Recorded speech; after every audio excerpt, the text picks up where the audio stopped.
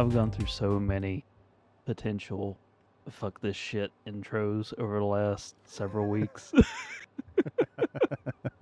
ranging from my wife's conspiracy theories about what constitutes You have incidentally. my intrigue with that. I'm interested. All right, even if it doesn't make the show. So where I work in Boone, and she rides with me a lot while I'm working. Boone is a college town, and it's a touristy place. Not like super touristy, but a lot of people go there just to go out, look at the mountains, be on supper. There's a lot of people who ride bikes and run up and down the mountain ways, and we'll be driving around, and my wife will go, NPC, NPC, NPC, at these people who are running and riding bikes and shit. And I just always assume that, much like me, she's like, these motherfuckers can't be real people, they're out exercising. But no, I finally asked her, like, why do you keep calling them NPCs? She's like, look at that. Not one of these assholes has a sweaty crack. So I start looking. And I'm like, God damn it, she's right. There's no way you can pedal a bicycle up the side of a mountain and not have ass sweat. And these assholes are bone dry. I'm sorry. It's just the fact that it's like. So I started looking. It's like very close to Danny DeVito. So anyway, I started blasting. Pow, pow. This person, like two people riding bikes, and this car drives by, and the guy looks at him and goes, "Man, I'm pretty sure both people in that car were looking at our asses." But it finally culminated like 2 weeks ago, maybe 3 now. We pull up to a stoplight, and my wife just goes, "Oh, he's definitely not an NPC." So I look over, and I just see him. He's running around with no shirt on, and he's just glistening. Glistening. And I'm like, "Oh, she's just checking out the buff dude because he's covered in sweat." I'm like, "Yeah, he does look a little sweaty.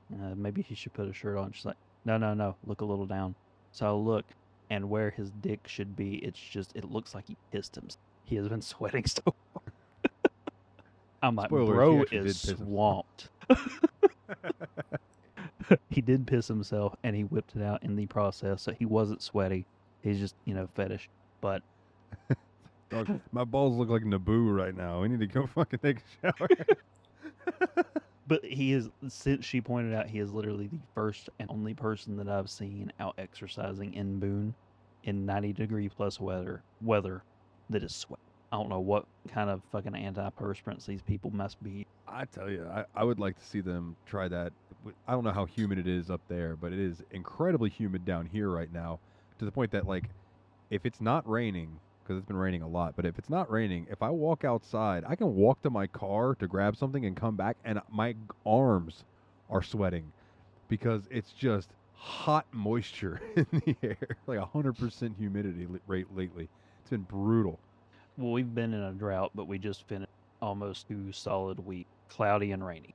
It just rained a little bit, and just right before everything would dry off and rain, and the sun never came. Yeah, that's how it's been here. Maybe that moved down here, which I'm thankful for, because, again, we were in a drought as well. We had a burn ban and everything. And then now it's like we're getting much needed drenchment. We've just been had, getting a whole bunch of rain, storms, damn near like thunder or tornado warnings. Midwest has been hit for a while now. Well, like within this year, within like 2 weeks of one another, we had 200-acre plus wildfires within an hour. Yeah, dude, wildfires. Fuck. We had one that closed my school down for like one time because it was. Yeah, even I think there was one like Kansas or maybe it was Canada, somewhere north, but it was pushing the smoke south into into our area for like 2 days, 3 days. It was just like everything it smelled. Everything was just hazy looking. It's like if you had asthma, you'd be in trouble. Fucked. And it looks like Silent Hill on top of that. Yeah. Especially where I live at, dude. I live out in the fucking boonies. There's just woods everywhere. So when it was just like a thick layer of smoke everywhere in the woods, you were like, oh, I've seen a lot of movies like this. Imagine you're driving around in Silent Hill fog, and then you see the Final Destination log truck. You're like, okay, I am turning around. I am finding an alternate I'm going direct home. Nope. Nope. Not today, Satan. You know, my wife used to yell at the people who would walk up to you in the mall and try and sell you shit and make you feel bad about yourself. Like oh, here, you very clearly need this super exfoliating cream. Here, let me give you a sample. She got so tired of them. One day we was walking through this before our daughter was born. They come, hey, would you like to try? Not today, Satan. Nothing stops. Somebody dead in their tracks. I'm surprised I have never done that because I go to Costco a lot and there's always people inside trying to sell you something, and I'm shocked. They're walking. I'm always I'm a polite guy. I'm just like, no, thank you.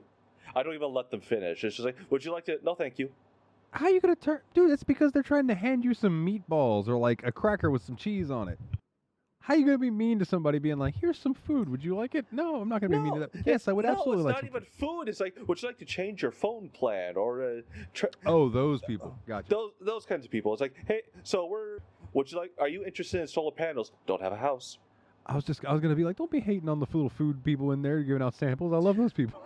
No, yeah, I respect those people. I'm talking about the other ones that are just like, what? Are you interested in extending your car warranty? Not today, Satan. Now, I'm shocked I've never said that, but then I have a feeling that my wife would not be happy with me. Do you remember back in the day when they would call and try and sell you long distance plans? Of course. So, when my grandma got up in age and couldn't really be left home by herself safe, my mom would go down there and sit with her, and then whenever she got a job, whenever we would get home from school, we'd go down there, me and my brother, and we'd sit with her, take turns and stuff like that. But one day my mom was sitting down there with her and the phone rang, and my mom answered the phone as, hey, I wanted to talk to you about this and that and the other with a long distance phone plan. And my mom just goes, I'm sorry, this sounds like a really great deal, but I don't have a phone. And the dude's like, oh, I'm so sorry to have wait, click. He was so used to the rejection, he didn't even bother to stop and consider what she had just said for a moment. So, neither of you have been to St. here in Florida? No. So, on King Street, which is the touristy strip where there's all the stores, it's one of my favorite places. Like, there's a place there, Augie's, that's a bar and it's a tavern. You can go in there and they have a bunch of... Here's the crazy thing about that place. It's a serve-yourself beer place. You go up, there's screens on the wall, you pick what beer you want, and you pour it, and you have this little, like, chip thing that you scan when you go to do it, and it keeps track of how many you got, and then you go and pay. Like, it's wild. But anyway, they have really, really fucking good burgers. And then, like, a 5-10 minute walk down King Street, there is a place that has sliced pizza that was 4th best in the country at one point. Really good pizza. So it's just good places to grub there. And it's right near the fort. Anyway, on this stretch, there's a candy shop that I love to go to and get taffy because they make really, really good saltwater taffy. And right next door is this place. It's like one of those beauty places where they stand outside and try to give you, and they are very aggressive with trying to give you stuff. And anytime I've gone with girlfriends, they always start talking to the girl, and I grab them by the hand, and we won't keep going. And I'm just like, dude, do not stop and talk to them. Like, they're going to rope you in. So, my parents go there on vacation, and my dad is not paying attention. I guess he might have been smoking a cigarette or they were walking or whatever. And the person stops and, like, gives my mom and lets her try some lotion. So mom checks it out because my mom's got dry hands. So she's like, oh, this is actually quite nice. And the lady starts telling her about all this type of stuff. She's like, come in, here, I'll show you. And they do half of my mom's face to show her, like, how the stuff works. And then if they said basically if you want us to finish it and all of that, then you just need to pay for it, and then we'll give you all the stuff, yada, yada, yada. So my mom's like, okay, yeah, whatever. I'm on vacation. Dude, it was like $1,200 worth of stuff that they sold to her or something like that. And she was so taken aback and just like, that she paid for it and got it and brought it home and everything. And I looked at her and I said, I don't mean any offense by this, but and I started laughing. I was like, I would drag Diana away from those people because, and Megan, I was like, I didn't want that to know. So, did she ever actually, she used that stuff. She's like, I feel like I need to use it because I paid so much money for it. I need to use it. So she used it a little bit, never saw a difference, and then I think just stopped using it. I was just like, God almighty. So if you're just happen to be a listener and you have if you work for one of those types of places, fuck you. Burning every square inch of hell. Yeah. Luckily, I don't have to worry about that just because my wife, she's even colder than I am. Go fuck yourself. No, I not don't, so much I don't know what that. accent your wife had. Well, I think you were trying to Russian. I was doing Russian. And my wife's not Russian. So, fuck you. How dare you? I just picked an accent. I don't know. Would you rather me do the Italian? I don't And the know. bob and the boopy. Boppity poopy. Bob and the bob. Boppity poopy and boppity pop. Would you like me to do Swedish Chef? Oh. Bork, bork, bork. Bork, bork, bork, bork. I bork your cork. What? So I got a story for you guys. Actually, it's two Do stories. tell. Do tell. So I'm going to start, and I want Good you to story. keep this opening in mind, because I'm kind of giving away the punchline, but it is vital to remember because it comes up very, very importantly. So, we're all men.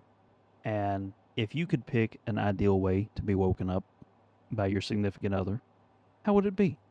Mouth hugs, right? Yes, I was going to say, Megan woke me up on my birthday once with a mouth hug. That's exactly how I was going to Yeah. word it.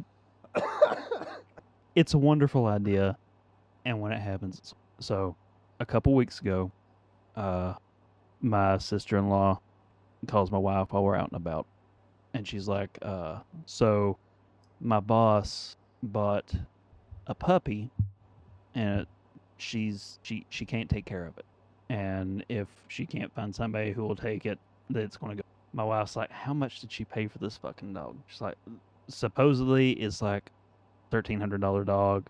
It's supposed to be a miniature labradoodle, but it's going to go to the pound. My wife's like, Dane, I want that. No, we're not getting the goddamn dog.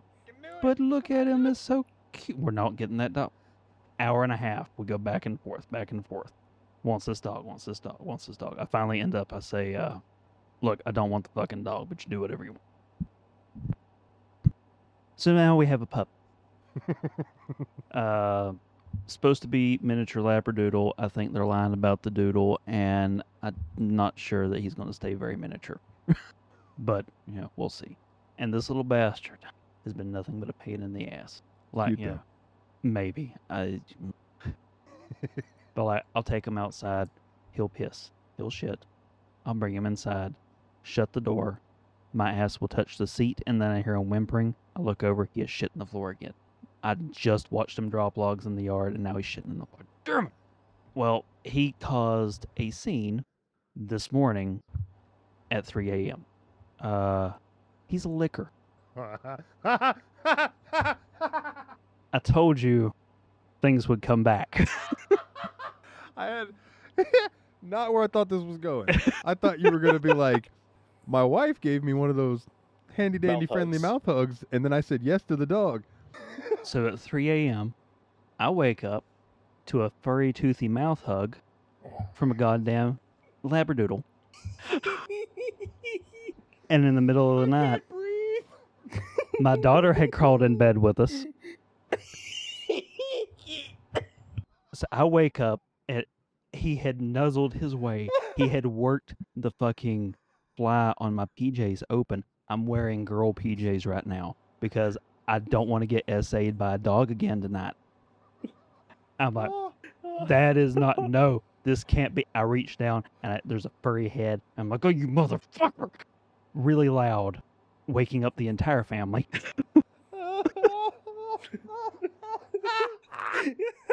My daughter's like, Dad, what's wrong? Go to sleep, go back to sleep. My wife's like, why are you throwing such a face like I'm a goddamn jerk?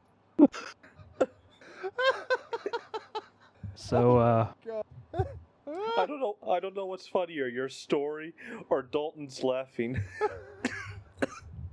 it's like, I'm almost 40 years old, and never once have I put peanut butter on my crotch, and damn if they didn't do it anyway. Oh my God. For one, my lungs hurt. I couldn't breathe. And two, my face hurts so fucking bad.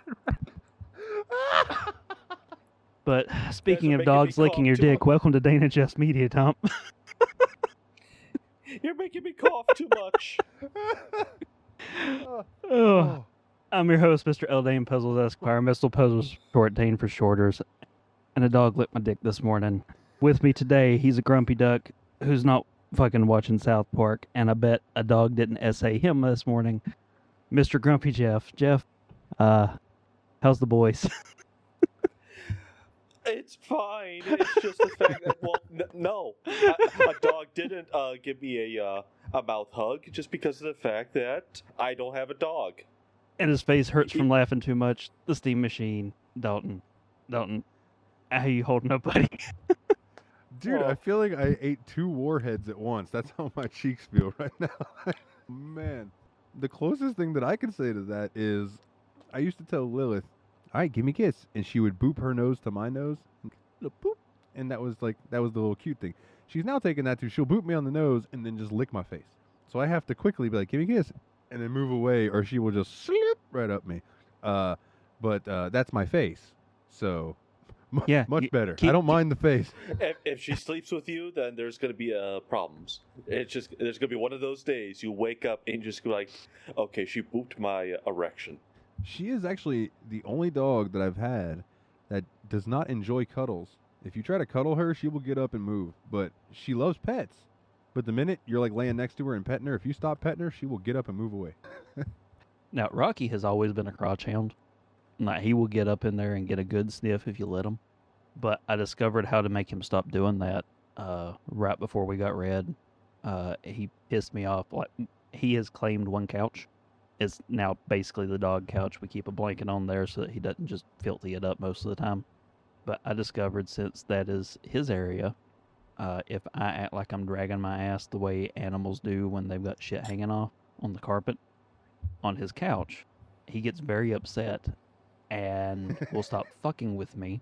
And he's quit trying to sniff my crotch, but I guess he took a young impressionable youth under his wing and said, hey, you know what Dane really like? Trying to get him fucking killed. Your dogs need therapy.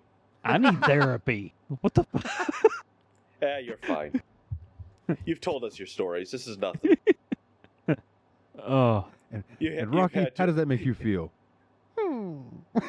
start Well, calling and Red what Hand was- Banana. What was that guy named Caesar Milan or something like that? You got the dog whisperer. You got to Oh, call yeah. him. Dude, the episode of South Park where they try to call in nanny after nanny and Cartman just runs them off. Like, being brutal. Like when he says to one nanny, you took up this job as a nanny because you were barren and couldn't have children of your own. Is that correct? And just starts going into her. So Cartman's mom ends up calling Caesar Milan. And he comes and whips Cartman into shape, and it's fucking hilarious. Why do I feel I did watch the episode, but I may have seen clips. I was gonna say that's a popular clip. Is when he's when he's fucking Cartman's world up. Really? Well, see, as soon as you brought up South Park in the context of dogs, where I watched the first few seasons so much, I immediately went to Sparky the gay dog, played by George Clooney, Yeah. and Big Gay Al's Big Gay Animal Boat Ride, or whatever the fuck it was called. Dude, I love that. There've been, George Clooney was the dog. There's another like big actor, like Brad Pitt or somebody like that, does like another random animal. And then there's a famous story of Jerry Seinfeld approaching them and being like, I would love to do a voice on South Park. And they were like, oh, yeah, great, man. We're doing a Thanksgiving episode. You can be turkey number 2. And he was like, yeah, no thanks. They just never did. And I was like, I knew Jerry Seinfeld's ego would not let him be turkey number 2. You know what I mean? I mean, that's like 99% of the joke. It's like when they got Brad Pitt for the Invisible One on the X-Force for Deadpool 2. Yeah. You see him for like that split second. And that's it. Tremendous, dude. Jeff, I thought about you tonight on the way home from work. So I was driving behind the semi. Aw. And anytime I drive behind the semi, it always makes me think of American Truck Simulator. And then I started thinking about when I was playing it last and I was driving up into Chicago. And that monstrosity that y'all have of an interstate, I call it an octopus. Jacksonville's got one too, where there's like 6 lanes and then like maybe 8 lanes, and like 2 lanes go this way and it curves this way, and then 2 lanes go up and curves this way and then ends up going the other direction. And then like they just, all of these different I call it the octopus because that's what it looks like, a bunch of fucking octopus arms. But damn if it doesn't help traffic flow. It's not. Well, the thing about that interstate that you are talking about, I have no idea what the hell you're talking about. Don't you live in Chicago? But there's one thing you have to know. There's one thing you need to know about me. I am terrible with direction. Fair enough. Well, you need to get the DLC I'm talking about then and go drive and see what I'm talking about. And then go see it in real life. I'm sure I know what you're talking about. Download a video game and learn your goddamn city. I know the city has some sort of being, and it's got a very big black willy. Where we all have white willy. This is true. Machine. Obviously, you don't get the joke because we have it's the Willis Tower, formerly the Sears Tower, and I think my brother was the one who coined it. It's like, oh yeah, it's Chicago's Big Black Willie. It's like, nailed it. Tremendous. So you got anything fun that's happened, Jeff? Just work. I'm currently alone right now. My wife's on Come her to her little, senses. I hope not. No, she's on her little traditional vacation with her bridesmaids. Around this time of year, they always just take a couple days, just go somewhere, just get away, relax, party. So that's where she is right now, but she'll be back tomorrow.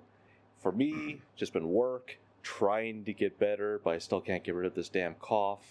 Apart from that, been playing No Man's Sky. I've also started dabbling back into Ghost Recon Wildlands. And I've been watching Mad Men. And damn it if John Hamm isn't charming. You know, I've never actually watched Mac. It's my first watch through of it. And he's not a good person, but damn it, John Hamm is a charming person. I need to find a new show to watch. Like, all I do is watch YouTube videos and essays and things like that. And I need to find Girl, something. same. Yeah. I'm thinking about trying to start The Boys again. We made it like 5 minutes in and my wife doped out. And I haven't got back around to trying since.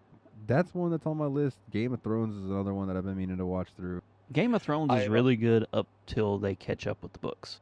The Boys has the best chance of me watching it, even though I don't. Obviously, you guys know I don't care about. All right, who sent the? Oh, it's Mick. Yeah, fuck you, Mick.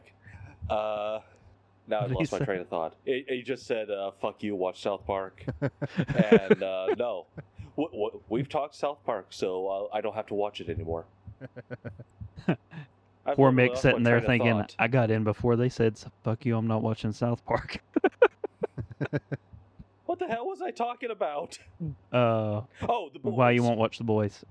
No, the Boys has the highest chance of me watching it, even though you guys know I don't care about superheroes and all that. But damn it, if Carl Urban is not a cool guy, a very likable guy. So I'm willing to watch it for Carl Urban, yeah. I didn't even realize he was in the cast. The thing that I heard that finally got me to be like, okay, maybe I'll give it a shot, was I found out that Jensen Ackles joins the cast in season 3. Dean from Supernatural, just in case you don't recognize the name. Oh. I didn't watch Supernatural. But I knew a lot of people that loved that show. I know the Impala. Oh, yeah. Supernatural and True Blood were two shows I remember a lot of people talking about back in the day that I never watched, but like people loved that shit. Supernatural's fun. It just went 10 seasons. I watched the first few episodes of True Blood. I was like, okay, I think I might be able to like this, and I never did. I never got back into it. There's the scene that pops up on the internet every now and then that makes me want to watch it because the scene's just hilarious and badass. Where Lafayette, who is this gay black character that works in this bar, the chef, makes this burger and makes these burgers for these people that order it. It's like these redneck trucker type guys come in, and they're like, the waitress comes back, she says, table whatever the fuck is returning this, and Lafayette goes, what's wrong with it? And she's like, don't worry about it. Lafayette goes, what'd they say? Like, oh, I don't want to say, I don't want to tell you. And Lafayette starts taking off her, I'll say her, I don't remember. No, it's just gay. So his apron, takes it off, and is like, what'd they say? They said they wanted a burger without AIDS. And Lafayette just looks at him, takes off his earrings and goes walking out there with the burger and goes and sits down and sits with the guy and looks at him and goes, "Sir, I've heard that you ordered the burger. Is that right?" And she's like, "Yeah." And he goes, "Well, our burger comes with mayonnaise, mustard, lettuce, tomato, pickle, onions, and AIDS." And then the dude starts talking off or whatever, and Lafayette just goes, "Well, here, I think you should try it," and just grabs the burger and shoves it in homie's mouth. And dude stands up and like goes to do something, and Lafayette just pops him. Bam! Drops him. His buddy hops up. Boom! Drops him too. And they're all just laying there, and Lafayette's just looking at him and looks at him and points at him and just goes, "Tip your waitress." And then walks off, and I'm like, yeah, what a badass. It was such a good scene. I'm like, it made me want to check out True Blood, even though that scene has nothing to do with any of the vampires or anything in this show. It was great. All I've heard about True Blood is that it went wildly off the rails, but considering that I watched every damn episode of Supernatural and they forgot what the rails were, they had went off of them so long ago, I'm not one to judge. All I know about True Blood is the two main leads ended up marrying each other in real life. It's like, Yeah. good for them. So, do we want to go ahead and get into topic talk? Well, do you guys want to talk? Dalt or Dane, we know what's been going on with you, you poor bastard. Oh yeah, we've already heard, man. Well, talking about what with the whole unfortunate morning surprise and what happened with your car. Oh yeah, I talked about that on Steam Machine. You wanna know that? Listen to Plug. I There you go. don't know if I don't remember mentioning it on Steam. Did I mention that I met our new area manager since the Oompa Loompa got canned? No. I remember you talking about a temporary manager, but I don't know if it was the area or a store. Okay, so that was the store manager, Sarah. That was the temp. No, this guy's our new area manager. He's in there the other day, and I go walking in, and I look at him, and he looks over at me, and he goes, "Hey, man, my name's JT," and he walks over to me and holds his hands out, or not hands, but holds his hand out, and he goes, "Hey, I'm JT. I'm the new area manager." And I'm like, "What's up, man? I'm Dalton." And I shake his hand, and he goes, "I'm not important. Don't worry about me. You guys are the important ones. I just want you to know that." And then he goes walking off, and I'm like, well, already he's got points with me because he fucking introduced himself and shook my hand, which Gabby never did.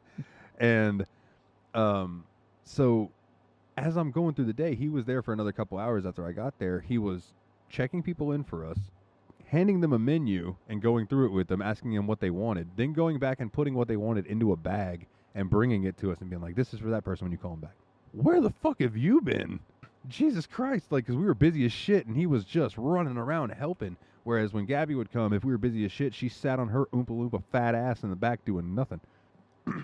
So I was very impressed. So I'm very happy about the new area manager. The only other thing, well, Dane, you look like you had something to say. Oh no, you're good. No, okay. The only other thing was, Jeff, that I've got you. Have you checked out any of the Forza Horizon 5 or anything like that? I don't know if you're a Forza player or any.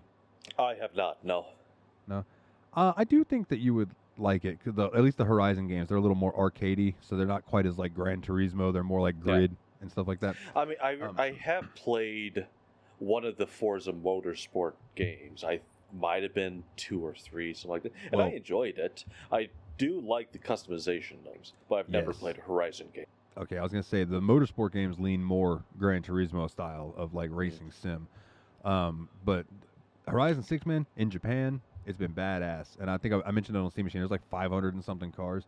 When I tell you, you're a car guy, and Dane, you'll probably know this too. I unlocked the DeLorean. Yes. So I popped into it, and I'm like, all right, let's see what this thing can do. And like, why did they pick that car for Back to the Future? Because I felt like it struggled to hit 88 miles an hour. Because it Cosmetics. did struggle to hate. That's all it was. They picked it because it looked cool, but literally, the car. I think they had to switch out the engine in order for the thing to actually hit 88 miles an hour, because I think the stock engine was incapable of doing so. I tell you, man, that fuck. I was like, God, you could not win a race in this. What the fuck? Well, the body is what, stainless steel? Yes. So it's That's heavy as shit. I've worked in stainless steel. Fuck that shit. But that's the reason for the reboot why they're using a Cybertruck instead of a DeLorean. Have you actually ever sat inside a DeLorean? Mm-mm. I have not. It is amazingly comfortable because the seats are like they're reclined at about 130 degrees, so like they're like that, like you're sitting in a lounge chair, and it's just like, oh my god, this thing's incredibly comfortable. To sit in because it doesn't drive. Yeah. Just don't go uphill. Well, I don't know. I don't know what the guy did to it, but I was at a car show, and someone I was talking to at the time, we were just admiring it, and then the owner of the car is just like, "Hey, do you want to sit inside it?" And I was like, "Are we allowed to?" It's like, "Yeah, go ahead, sit inside." And like I said, it was very comfortable, but he didn't. We didn't take us for a ride just because I don't think the thing would be able to go very far. Because those things are a hunk of shit, but they're cool. They are cool. Cool. I'll give you that. It does look. That's why I was like, oh, let me drive this and test it out. Because I even so they have like a system where you can download. Is it liveries? Liveries? How do you pronounce that? Liveries. They have where you can download ones that people have made. Which I want to learn how to make one because I want to get a TSMP with Steamy on the hood. I think that would be cool. Yeah. But there was a livery that made it look like the Back to the Future car. Which, not much changes to it, just a few things to make it look more like the movie. And I was like, oh, that's cool. So I put that on the car and everything, and I was like, all right, let's hit 88 miles an hour. It took a second. I was like, wow. 43, 44, Before- 45, 44, 43. It's like, because there's some cars in that game. Like, I have one. It's a Koenigsegg. Yep. Koenigsegg. Yep. Koenigsegg. Dude, that fucking thing, I pull the trigger, I'm doing 90 miles an hour. That car is fucking fast. Oh my god. And it's like It's one of the fastest cars in uncontrollably fast. and one of the fastest production cars in the world. It's nuts. It was like the 2024 model. This thing, it's fucking nuts. To the point that I won't use it in a race because I can't control the fucker. Like, I like the one, if I'm going to go that fast, I like those like cars that are designed for it so they're real low and they take turns really well. Well, it's really low. It just can't make turns because it's rear-wheel drive. Whereas if you want to drive something like a Bugatti Veyron, that's four-wheel drive. Yeah, I haven't gotten a Bugatti yet, but I look. But yeah, I've always been more of a Gran Turismo guy. Obviously just because PlayStation boy. Yeah. PlayStation, yeah. But I remember one of the games, I think it was Gran Turismo Sport. It had a fun online mode, and same thing. You can download livery, and we lost Dane. Oh no! So, But should I continue? I'll continue. yeah. But so when you play the game, or when you want to do online, you are given the choice to pick a manufacturer, and that's going to be your manufacturer for the season, and the season is just like a few months or whatever. And I would always choose Dodge because I love the Dodge Viper, and so I would always download Mountain Dew decals, and then I would just set up a livery. And of course, I would have different versions because it's like I gotta get the original, I gotta get the Code Red, I gotta get the Livewire. One for every scenario. Exactly. Dane, are you alive? Yeah, I don't know why Discord just fucking crashed on me. Well, you didn't miss much. We were just talking about the Dodge Viper. I would have I'll tell just you what. smiled and nodded the whole time. I'll end on this. I'll tell you a car that I had a poster of when I was a kid, and I always thought they were cool, and I'm going to get one in the game. But knowing how large of a man I am, width and height, I don't think I would fit in it. And that is a Lotus Elite. Jeremy Clarkson was able to fit inside one, and he is taller than you, and at the time, he was like 250 pounds. Wow. Okay. So, well, then, So if there's he can hope. fit inside it, there's hope for you. yeah, I just always loved. They're so like sleek looking and like compact, yet they look fast. Like I don't know. I just really like the Lotus cars. Mm-hmm. You could probably buy a real one for probably not that expensive, because at this point they're like 20 years old. Yeah, you're right. I didn't think about that. I'm like, yeah, I did drive in that and like test drive 4 for the PlayStation 1. So, or whatever. It's my kitty. So, anyways, that's I'm done. We can move on. Oh, you're fine. I didn't mean to try and skip you. Thank you for car talk. Now, see, I don't give a shit about cars, and I didn't harass anybody, Jeff. Here's the thing. Here's what I have to say about all my harassment. I'm assuming you're talking about like I was my, directly harassment. referencing us in wrestling. Oh, wrestling. I got nothing then. He was all locked and loaded. Jeff's got beef. Jeff was ready to be like, no, fuck Southport. Well, no, I thought you were talking about all my insults towards like Chrono Trigger and all that. It's just like there's a reason I do that for spite. I wish thought we that's what you actually were were a video podcast because all of our viewers would have loved that expression on your face. The oh motherfucker, I'm going to unload now. And the sheer just, oh, wrestling? I got nothing. So I'm going to intentionally skip over haha Dalton found an error for now and save that for the end of the show for reasons that will become apparent then. Foreshadowing. Ooh. So and if I'm remembering right, I think the topic that Jeff picked for us was our favorites of 1992, correct? Correct. So And the original picks for 1990 for the certain year was best your favorite video game, movie, and TV show, and they all had to have been released in that year. But since Dalton is now a permanent guest host, I included music because we all know that he is a music bitch. I am. I'm a big music. So Jeff, what was so special about 1992 that you decided to pick that for our best of episode? Dalton, would you like to answer that for us? Well, yeah, I mean, they picked 1992 because, I mean, there was something that came out in 1992 that I think we all love. It's fantastic. At least I know the people that listen to this really enjoy it, and that would be it came out in 1992, and it was me. I was born in 1992, and I thought you the guys, punchline was you were a gay baby. yes, it was me. Fabulous. Oh, I don't know. That voice makes me think of the Stephen Lynch song where he's Beelzebub, where he's talking about how evil he is, and he just goes, "My name is Satan," and he just starts singing like that, and about the devil. fuck! Anyway. I don't remember that one. Oh, dude, you can call me Beelzebub. My real friends call me Beals. My turn-ons are romantic walks and clubbing baby seals. All right, that line sounds familiar. So It's I so probably silly. have heard it. I just superhero was the one that always got stuck in my head.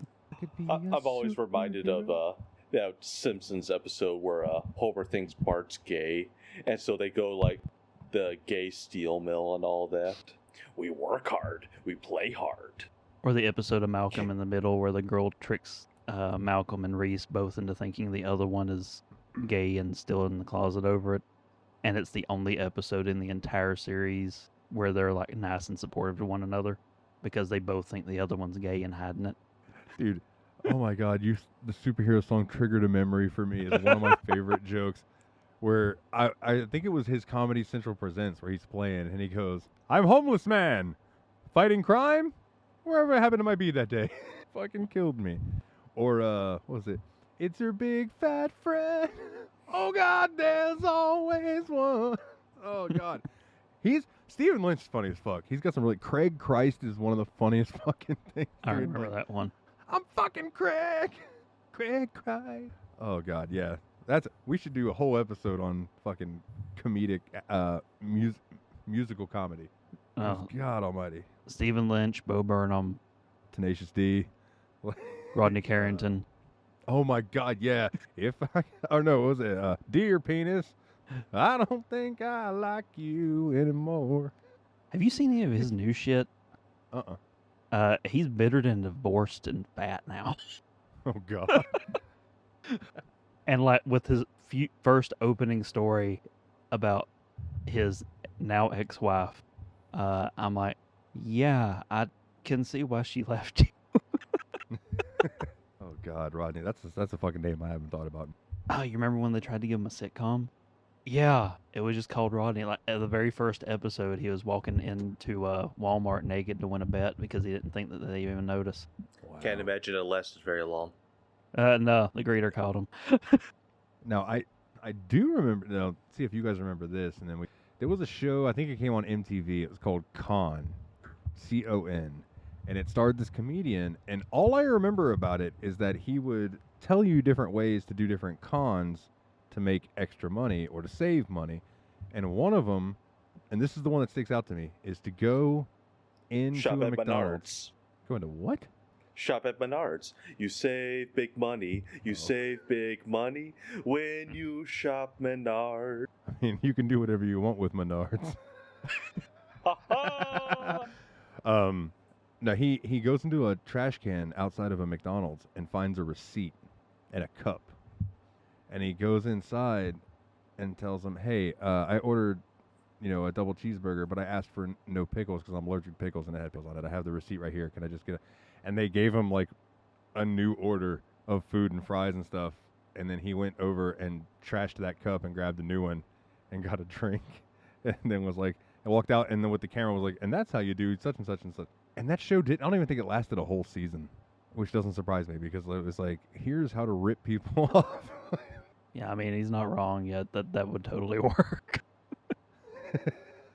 No, yeah, it's like I used to have a friend of mine who, when he wanted a fresh burger from a restaurant that was like a normal burger that they would, pre-make them, he would say no tomato. I'm allergic to tomatoes. So then they have to make a new one. They can't just take tomato off of it, or tell them no salt on your fries. Then ask for salt packs. Then ask for salt packs. Yep. That sounds like the Dave Moore of Tadpog, because that's what he did as well. It's like, if you want hot fries, order no salt. Keep a salt shaker in your car, man. There you go. Keep a salt shaker in your car. That's what I was just thinking. Yeah. Hey, thanks a lot. Be respectful. Drive away and then salt your fries. No, look, you have, like, their sorrow is half the flavor. They have to know that you know, or you have to know that they know what you've done. So 1992, huh? 1992. Other than me, not a lot going on. Well, I mean, there was some stuff going on that year, but like, not a ton as far as movies go. I mean, Isaac Asimov died, Yeah, that guy died. and Sam Walton. Wait, say Isaac Asimov? Yeah. He died in 92? Yeah. I thought he died a lot earlier than that. No, I thought hard stop. I thought he died a lot. He did die a lot. It's like Nelson Mandela. Jeff, how do you spell the Berenstain Bears? Berenstein. Because I know for a fact, you can't convince me otherwise. I know for the longest time, it was always the Berenstein. It was Stein. See, I've always spelled it AIN. But it is Berenstain. AIN. It is Berenstain, but you can't convince me that it's the other way. I think it's because maybe Steen was such a more popular thing that our brains just assume that that's what it was as kids. Because I think it's just because of the fact that it's an easier, lazier way of saying it. Yeah, Because that or it's hard. Stain, you kind of have to put a little effort into it. I mean, you know how hard for me it is to just say Dane. It's so difficult. That's why he just calls me dickhead most of the time. Baron Dane. You see? Baron Dane. Baron Dean. Baron Dean. Baron Dane. You know, I did have problems. It's cool. It just meant I got to try more. But then you have these unfortunate mornings. Win-win with a slight lose, but it's okay. Yeah, Labradoodle mouth hugs. There's a T-shirt. Fuck, that's a fucking band name. Are you kidding? That's a punk band from California. We're the Labradoodle. It didn't help that it sounded like you said mouth tugs. Not mouth hugs, mouth tugs. Oh, fuck me. No, thank you. So I only had one movie jump out at me that came out. Well, jumped out at me. There were others, but Jeff. What's up? Well, I was gonna say, like, what do we want to start with movie? I mean, we can. That's just what I had first on my list, but it doesn't matter Okay, what order. no, that's fine. Yeah, go ahead. So I looked. There was a selection of movies that are considered good movies, but I have never seen them. That came out in '90. I was going to choose. This is my shout out. The Great Mouse Detective, but that movie came out in I think 1985 or '87. One of the two got a re-release in 1992, so that does not count. It came out of the Disney Vault. That had to have been like at the beginning of them doing things from the Disney Vault, but I don't know. I could be wrong. Wasn't Little Mermaid the first to do that or something? I don't know. Beats the fuck out of me. But speaking of Disney, what did come out in 1992, and I have seen, and it is a great movie, Aladdin. Ah. So I went with Aladdin. That was Fucking actually fantastic. on my honorable mentions list as far as movies go. Dude, it's a good fucking movie, man. And Robin Williams as Genie, fan. Can you Another imagine Disney being movie the dude who had to animate his improv? No, I can't. There's not enough cocaine. How do you animate Cocaine Jaw?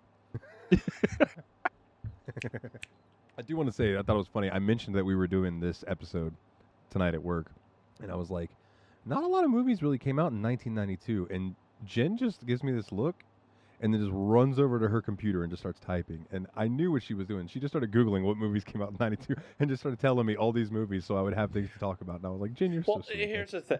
There were a lot of movies that came out in 92. The problem is, how many of them have you seen?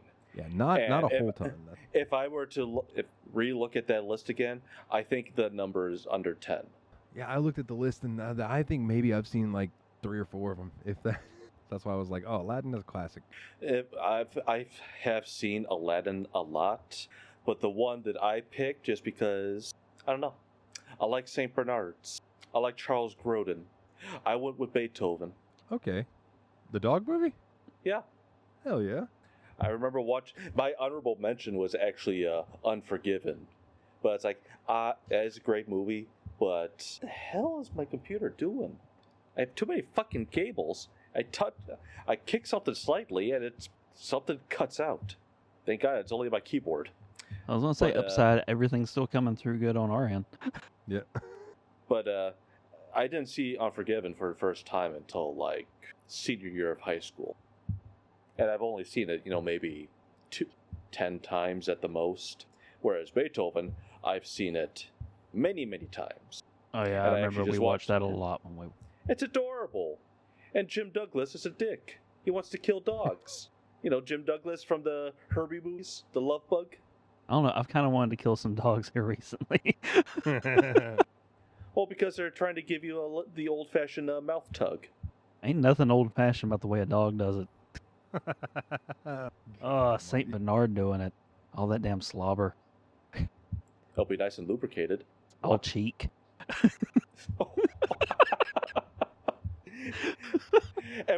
and with that current face, it's like, are you happy or unhappy? I can't tell. Dawn's worried about another fit of the giggles. Yeah, it's like my face still hurts. I'm still trying to recover from last time. So Dane, what was your favorite movie of 92? Oh, so there were a lot of contenders. Aladdin, you mentioned. For me, Alien 3, Fern Gully came out. If you want to go a little bit more highbrow, there was also League of Their Own and Buffy the Vampire Slayer. But my favorite movie of 92 that I went with, and one that will be covered on the show one day, probably in March, Captain Rock. I saw that. I was like, yes. For some reason, I thought Dane was going to be like, The Last of the Mohicans. Nah, never watched it. I've never seen it, but for a brief moment, I was like, what happens in March? Oh, yeah, Russellfest. But a dishonorable mention, real quick. Mom and Dad Saved the World. Did you watch that when you were a kid? No. I loved that movie when I was a kid. And fucking Jeffrey Jones had to go and fuck up one of my favorite childhood films, being him. Yeah, it's weird how much that guy was really popular. So he's in so many of these old movies. Beetlejuice, Howard the Duck, The Hunt for Red October. I mean, I watched Stuart Little. I was just like, oh yeah, you're in it. And then it makes you wonder. It's like, okay, he's in Deadwood. That came out 7 years after his when the shit happened. I think it happened in 2002. It's like, how the hell are you still getting work? And it Well, sucks I because like mean, there's things you can say about Hollywood. I mean, it sucks because he's a good actor, but then it's just like, same thing watching something with Kevin Spacey. It's like, Yeah, which really sucks because I fucking love American Beauty. That's a great movie. But in retrospect, well, it's girls in that movie. Never mind. It's got a dark cloud. Yeah. Well, that movie's a dark cloud anyway. That movie is a dark cloud with another dark cloud over that cloud in the stratosphere. I'll say, I think my favorite Spacey film was K-Pax, I think. I've heard K-Pax was really good, where he was like the genius guy. I think I remember the cover vivid. I'm trying to think what my favorite Spacey movie. I know. I always wanted to check out House of Cards, but and that's when that whole thing happened. I think I watched it until the final season. The final season, that's obviously when the shit went down and he's no longer on the show, and then Robin Wright is now she's the main character. It's like I think I can't watch this anymore. A brighter note, Captain Ron was an amazing film. Captain Ron. I've heard I it's good. need to rewatch it, but it's just like Kurt Russell, Martin Short. What more do you need? And I think we both agreed, Dane, that Captain Ron is just Snake Plissken. Yeah, he's got visually. the eye patch. Yeah. He's got the eye patch. And it was the first instance that I saw of someone with an eye patch swapping the patch to the other eye. Movie in so long. The only thing I remember specifically about that movie is I think they're somewhere in the Caribbean, like maybe Jamaica or Haiti, somewhere like that, and they're in the middle of like this party, and then he gets like bumped or something, and his eye falls out. Well, the scene where he swapped it to a different eye, he was taking a nap, and it was bright out, so it was to shade his good eye, but the one with the glass eye was still open, and they come out and they thought he was dead. Because he's just laying there not moving with his eye open. But yeah, I'm down for watching it. it's coming. I damn near picked it during WrestleFest. Well, there you go, Dalton. Another movie you'll get to enjoy. Maybe, you sourpuss. Just because I didn't like Overboard does not make me a sour. Yes, it does. I figured just Goldie Hawn's butt. Yeah, that was my review of that movie. Goldie Hawn's ass. That's all that needed to be said. With a side of rapiness. What? No. Oh, man. So, movies, kind of slim pickings, man. Next up on my list, I don't know what's on next. I have shows. This is the one that I struggled with. Really? Yep, I didn't watch anything. At least nothing that debuted in 1992. Oh, man. I've got like a handful. Well, I guess I'll pick mine just because I'm sure my honorable mention is one that one of you had to have picked. If you didn't, then I guess you're just not a fan of this comic book character. But my TV show pick, and I want you both to sing with me. I love you. Oh, you fuck love me. We're a Happy family with a great big hug and a kiss from me to you. Won't you say you love me too? What a throwback that is. I would have only made me like 4 years old, so of course I'm going to end up watching Barney. Now, add a little bit of creepy tone to it. The first season of Barney, it was a plot point that the kids were trying to keep him a secret from the parents. I mean, I understand, because then the parents would be like, okay, what the hell is this school feeding my children? Because later seasons, it's like heavily implied that, oh, this is all in their imagination. No, season 1, he really came to life. Don't tell your parents about my kids. I love you. I feel like without Barney, we wouldn't have gotten things like Zoboomafoo, Gullah Gullah Island. I think Barney was like, I got mad respect. It also didn't help that one of the dinosaurs was named BJ. At least he wasn't a dog. No, a dinosaur blowjob. All teeth. No, dinosaur mouth hug. Excuse me, dinosaur mouth hug. All beak. Ugh. Ugh. Wake up, grab a fistful of feathers when you're trying to root them. Because apparently they were birds. Thanks a lot, science. You ruined the Jurassic Park. There's a YouTube video. I may have posted in our channel when I saw it. It was a remake of Jurassic Park, but with the now like modern Dude, interpretation that of kitchen what scene. dinosaurs look. So yeah, the kitchen scene, they look like they have the feathers and everything. Terrifying. They're fucking They're even more terrifying than what they were. Like, dude, you give them some bird ass looking eyes and like a beak and feathers and stuff, and suddenly it's like, oh my god, they're cassowaries on steroids. And I already think cassowaries are fucking terrifying. Ostrich too.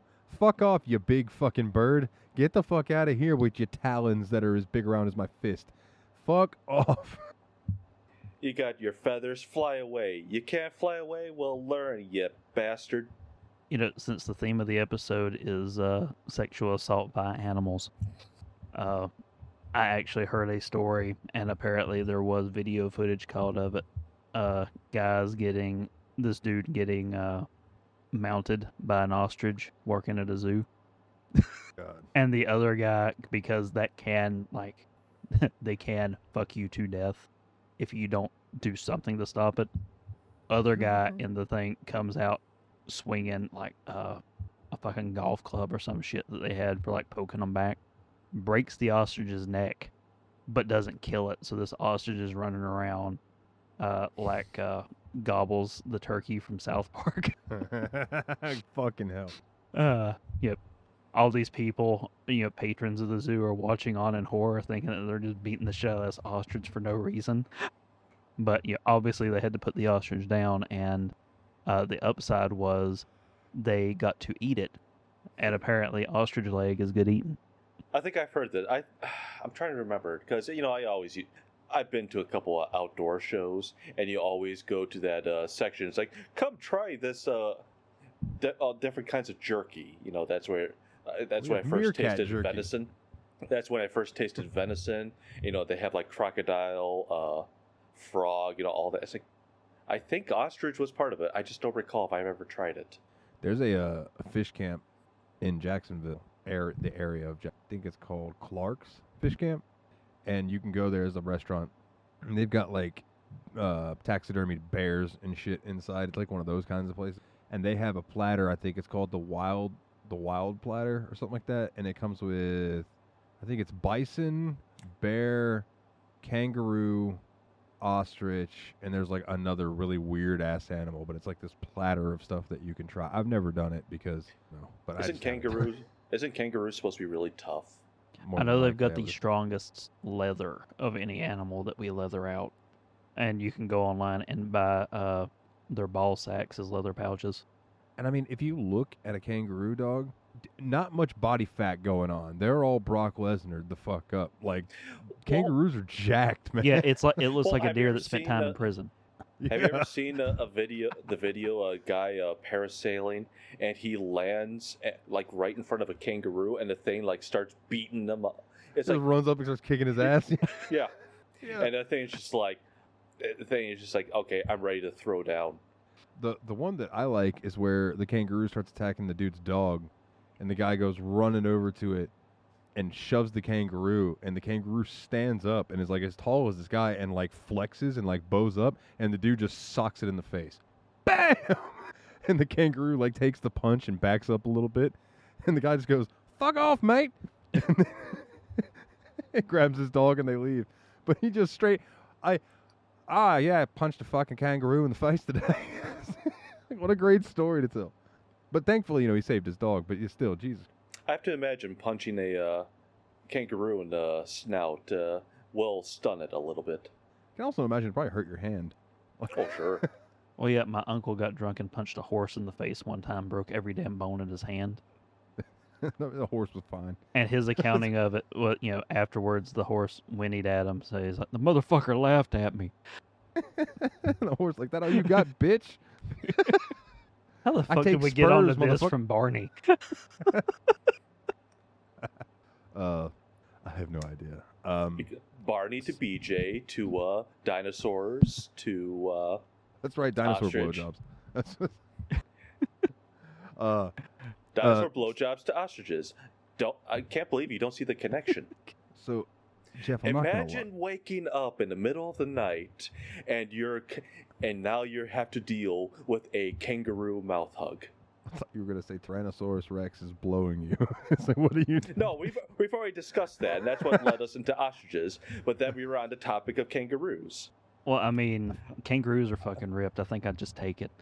That's what I would say. It's just like that also has to have a really firm jaw. It's like, okay, there's no way you're getting off. Dude, yeah, you let that thing do what it wants because it has the strength to just rip your shit off. No thanks. Sometimes it's best if you just let them finish. I imagine kangaroos to be very forceful lovers. Not as for.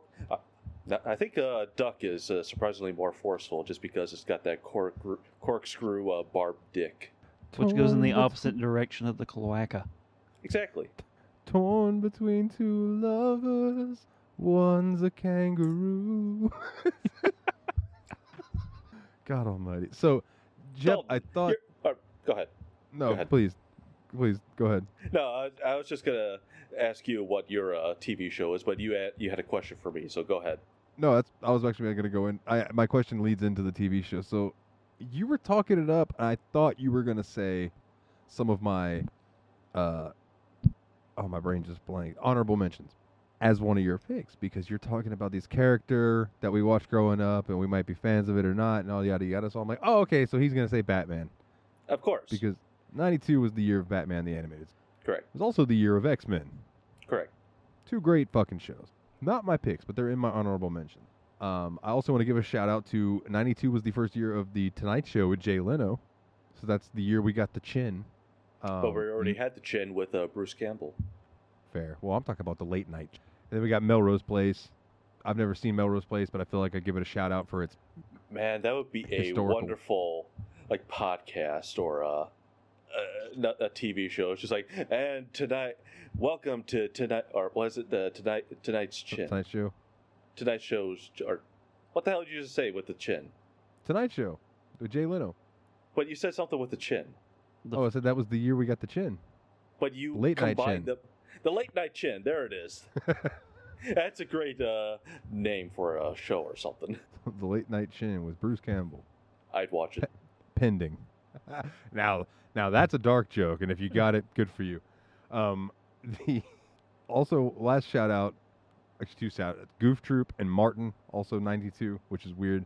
But my pick, something I didn't watch in 92 because obviously I was a baby, but I have watched since, and I would put this as probably my favorite because this show kicks ass, and that is an anime called Yu Yu Hakusho. Oh shit, I didn't even know that deep. I remember Yu Yu Hakusho. Yeah, Yu Yu Hakusho. Urameshi.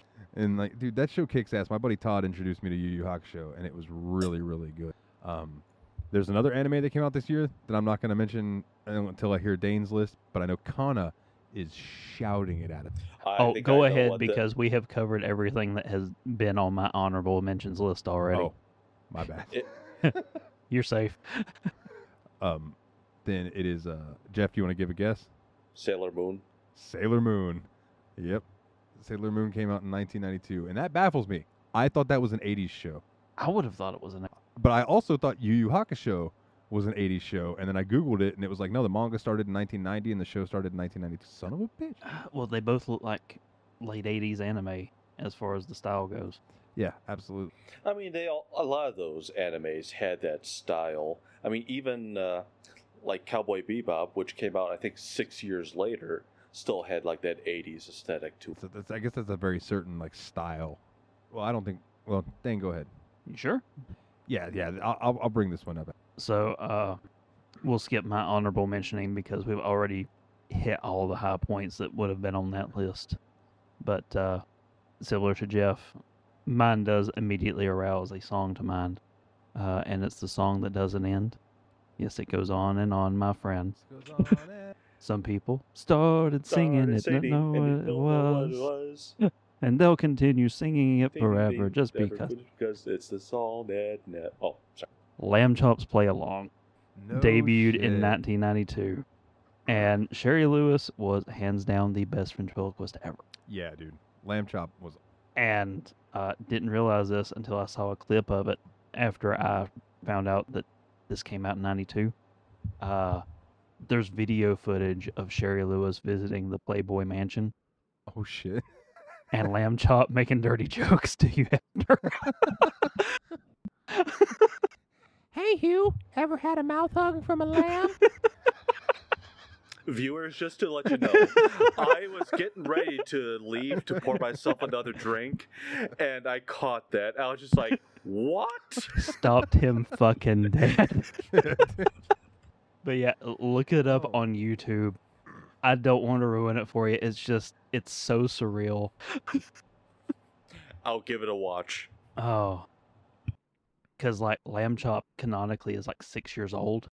And the way Sherry Lewis would do it, you know, she's interacting with the puppet in a way that you honestly, you forget that that's a sock on her hand. It's wild how that the way that it just came off like that was being done by somebody else and not her. Like, you know, it's Yeah, she was the goat at ventriloquism, and turns out her daughter still does Lamb Chop today. Because towards the end of the show's run was when she got her cancer diagnosis, and it was, yeah, look, we can do this, and maybe you'll get a couple extra months, but her solution was not undergoing lots of treatment. It was get the fuck in the studio and pump out as many more episodes of Lamb Chops Play Along as she could before she was unable to do it anymore. So Bananas and Pajamas also came out in that. If y'all have never seen that show, that's a fucking ass. Absolutely. For a kids show, that that show is fucking not Teletubbies level weird, but still very fucking but in 1992, this is actually something I have mentioned to you guys in our host chat before that I would like to watch for the show. And I didn't pick it because I didn't think it counted as a show because it's a TV miniseries. And since when do we have rules? Fair enough. I have no retort for that. The Jacksons, An American Dream. Have either of you ever seen that? The made-for-TV movie about the Jackson 5 and Michael Jackson's early days. I think I recently just heard about it, but I've never seen it. So I think it's come up in conversation lately because of that new movie that's come out about Michael Jackson. But this miniseries, I remember it being very, very, and it really gets across that their dad was a fucking prick. Of course. Like, holy shit. But it's a good, I think we should do it sometime. It's a good watch. By the way, did you guys, another honorable mention, did you guys ever watch Adventures of Pete and Pete? No, but I saw that name and it rings a bell. What was that, Dane? I do remember Pete and Pete. Danny Tamborelli and his little tattoo on his arm. Mm-hmm. The mom with the metal plate in her head. Was it the mom? I remember the metal plate in the head, but I can't remember who it was that had it. It was the mom. It was the mom. I remember one entire episode dedicated to the dad, how good he was feeling about the family road trip based on how far out the window his elbow was hanging. I'm pretty sure it was like a penis metaphor. Well, of course, it was the 90s. They were doing the same thing with Rocco. Well, this is back before, you know, they had all the feet and stuff in the live-action Nick shows. Well, Tarantino was around at this time, so of course there was a lot of feet. He was a man of taste. Still is. So, do either of you have a category next? You just want to go by what I got the list of? That matters. This is your year, man. So you're leading. But let me straighten my. Video. He's not games. wearing a tie. He's a fucking liar. It's a t-shirt. Hey, this guy's a phony. He's a big fat phony. It's not even a fancy tux shirt. It's I can't read it. It's like heavy metal band font, but it says Alien Labs. It's a collab partner at work. This is one of the shirts that Gabby was trying to get me to not be able to wear at work anymore. It's drugs. It's about drugs. It's about drugs. It's a jackal. It's a jackal. It's a jackal. It's a jackal. and it's got Baphomet on the front of it, but instead of the goat head, it's got an alien head, and it says Alien Lab. So video games, man, they were quite the handful of fucking major games that came out in '92. Facts. I'm only gonna shout out two because I feel bad for taking all of Dane's honorable mentions last time. So, because I love Willie, Wolfenstein 3D came out, and that's my honorable mention. My pick, and this should come to the shock of absolutely no one, debuting in 1992, the gore, the violence, it frightened parents, and it got a lot of quarters in the arcade, that would be Mortal Kombat. Yeah. Call back to our last episode Yeah. that we Exactly. recorded a month ago. That was a long time ago. It did come out eventually, right? Yeah, totally. Furiously tapping. Yeah, it did. Okay. For me, gentlemen, there was only one video game that I saw, and I was like, "Yep, you're the one." And we have talked about it in the past, Dane. I believe it was my number 2 favorite game in a certain genre. That is Super Mario Land 2: 6 Golden Coins. Oh, okay. Wasn't that one the introduction of Wario? Yes. I probably said the exact same fucking thing the last time we talked about it. I know I had game both that the Mario Land games, but like they kind of bleed together in my memory. Yeah, I know I've had to have told this story, right? With Mario Land. Fuck it, tell it It's- again. So I owned both copies, both carts for Game Boy, and I would play the shit out of those games. Those were my road trip games. And then one day, the games vanished. No idea what happened to them. Then all of a sudden, my brother is just like, "Oh, by the way, I traded your Mario Land games for San Francisco Rush for N64." And of Yeah, course, motherfucker. at the time, I was just like, "Oh, cool, a racing game. I like racing games." And I've also played Rush in the arcade, so it's like I like Rush. Okay. Now to this day, I think I really got screwed. You did. But I had the last laugh because I stole the card of Rush from my brother. So now it's in my possession. Because you gotta think, technically it's my game. He Yeah. traded your games for it. he was Yeah. trading in stolen goods, reparations. But yeah, but I'm happy now that NSO has those games online, so I can play them. But I do miss having those cards because I still have a functioning Game Boy. I've got a Game Boy that I have to do some surgery on. My special edition Pokemon Yellow Game Boy Color died. No. Yep. The gold and silver one still works, and my limited edition Ice Blue Game Boy Pocket still works. You know, the one that you can still buy tons of because they overproduced it horrendously for a limited edition game. And my brother still has the gray brick, but Yeah, I got that's to what do I have. surgery on the. I've got the gray brick. I've had going on road trips. I had to bring so many batteries with me. We were early adopters on rechargeables, where we burned through so many AA's. You want to talk about burning through batteries? Before I got a Game Boy Color, I had a Game Gear. Oh fuck! It Oh. took 6. It took 6, They and you come in got packs like of 4. an hour You and a had half. And God damn. Yeah, and I had like a Power Rangers game, Batman Returns, everyone no- had a Power Ranger. and I had Lion King. So I had God, the that hardest, one game of the is hardest hard. Batman games, and then one of the hardest games ever with Lion King. And the Game Gear version, smaller screen, stuff was cut off of the screen, so it was even harder. Yeah, trying to do the was it the I can't wait to be Kane level where you're trying to jump on the giraffe's head. Never oh, got fuck past it. that level. No, I never got past it. Never got past it. That or the swinging, when you had to do the swinging level, that was really hard on Game Gear too. I will say a couple honorable mentions. One of them you may have played, Dane, so maybe I'll let you say it. I'll say it later. But speaking of Sega, Echo the Dolphin. Oh, okay. You know, I Game I didn't even never look at the figured out. Sega list. I need to play that as an adult. Because as a kid, I liked playing Echo, just swimming around as a dolphin, but I never knew Yeah. what to do. I remember our old neighbors. They used to live in Minnesota, and I remember we would sometimes take vacations up there, visit them. And one night, I remember, that my brothers and the other kids, they would play like Sonic. And one night they picked Echo the Dolphin. Well, I may have been like 7 at the time. I was like, okay, I'm falling asleep. I woke up maybe a couple hours later. I remember they're in the ocean. Next thing I know, there's aliens involved. And like, what the hell did I miss? Yeah, that game gets wild. I remember hearing about it in a video and being, really? So long and thanks for all the fish. Oh, Dane, your picks.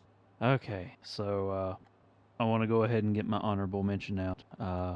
One that I remember, if I remember right, I think it got tore apart on Tadpog, but I loved my honorable mention. It's Joe and Mac, the All right. caveman game on the Super Nintendo. Mm-hmm. Did they tear it apart? I don't think they liked it. I think it Does it? suffered from too big sprite I was supposed to say Sprite's too big. platformer. Yeah. Yep, that I would do think it. I'm pretty sure Tyler drug that old dead horse yeah, out. at least from half of the hosts would be like, I hate it because of the sprites. But Too big. I rented the shit out of that game at one of the places that our usual rental place didn't have it, but the one a little bit towards the center of town they carried it. And every time we went, I rented Joe and Mac there.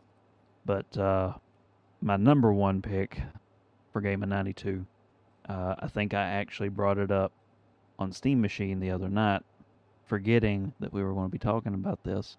And my favorite in the entire franchise, Legend of Zelda: Link to the Past. Oh, okay. 2D Ocarina of Time. For better or worse, it set the Zelda formula for 20 years. But is it a Did that boring come pick? out? Yeah, Did it that came come out in 90s? Did on the list I was looking at. Might have been it's the U.S. possible. Might have been the U.S. release that was '92. Well, I know, was it the PAL region is always a little bit. Yeah, okay, yep, you're right. North America and Europe was 92.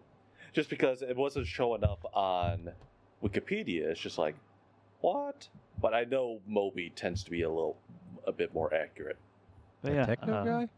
yeah, it's a boring pick, but I've played that game probably more than any other Super Nintendo game besides maybe Super Metroid, which I don't think came out in '92, so I couldn't pick it.